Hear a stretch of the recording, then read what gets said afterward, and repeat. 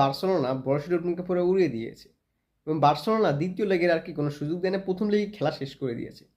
আজকে বার্সেলোনার পক্ষ থেকে একেকজন এক একটা ভালো খেলা দিছে। আপনি রাফিনিয়ার কথা বলেন, আপনি রবার্ট লেভানডস্কির কথা বলেন, আপনি পাও কুবার্সির কথা বলেন, আপনি লামিন ইয়ামালের কথা বলেন, একেকজন প্লেয়ার একেকজনের প্লেয়ার থেকে বেশি ভালো খেলা দিছে আমার মতে। আজকের ম্যাচের কথা যদি আসি, আপনি প্রথম গোলটা 25 মিনিটে কি রাফিনিয়া ফিনিশ দেয়, বাট ওই গোলটা বলতে পারেন যে আপনি কি পাও কুবার্সি ছিল, লাস্টে রাফিনিয়া ফিনিশ দেয় 25 মিনিটে কি প্রথম গোল বার্সেলোনা পেয়ে যায়। এবং প্রথম হাফে আর কোনো গোল দিতে পারে নাই বার্সেলোনা, এবং দ্বিতীয় হাফে প্রথম দিকেই রবার্ট লেভানডস্কি একটা গোল দেয় এবং অ্যাসিস্টে দেয় রাফিনা। সেখানে রবার্ট লেভানডস্কি একটা কি খুবই ক্লিনিক ফিনিশিং দেয়। এবং তৃতীয় গোলটার কথা যদি আমি বলি আপনাকে, তৃতীয় গোলটার জায়গায় আপনি দেখেন ফার্মিন লোপেজ যে তৃতীয় গোলটা দেওয়ার আগে দুই একটা চান্স কি সে মিস করছে, কিন্তু তৃতীয় গোলটার দিকে সে যখন কাউন্টার অ্যাটাক আসে সেই বলটা মারে দেয় এবং কি রবার্ট লেভানডস্কি গোলটা দেয়, সে ফিনিশিং করে।